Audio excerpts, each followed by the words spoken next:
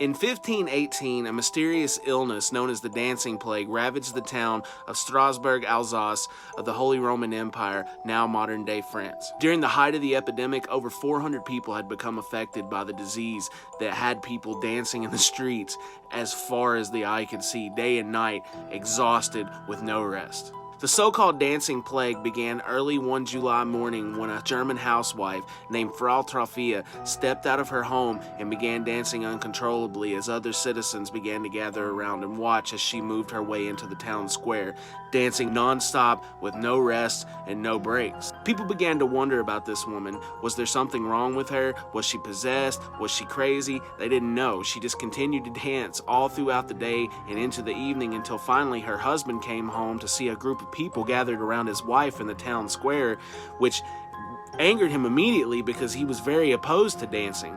He took his wife home, worried about her as she danced and twitched the whole way home, and actually made her go to bed because he feared she had some type of fever. She laid in the bed and twitched all throughout the night.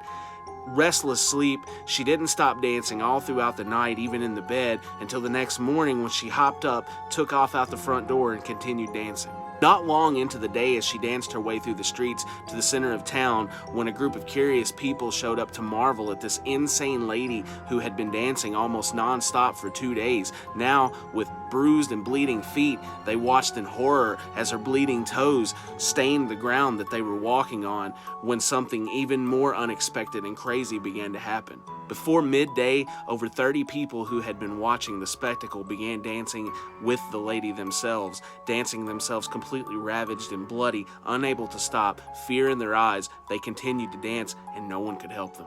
Soon, over a series of days, more and more people joined into this dance, and before the city officials knew it, over 400 people were dancing in the streets uncontrollably.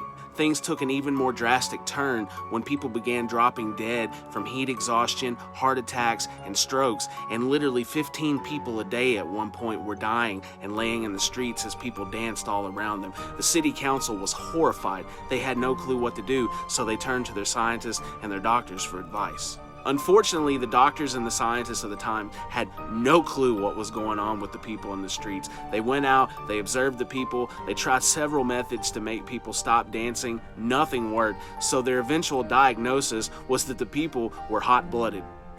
Expectedly, City Council had had enough. Something had to be done, and they were not taking this explanation from the scientists and the doctors. So they said, we've got 400 people dancing in the streets every day, up to 15 to 20 of which are dying, and these psychotic people are dancing all around them. Nobody's going to work, and these crazy people are dancing all day, every day. We've got to do something to get back to normal.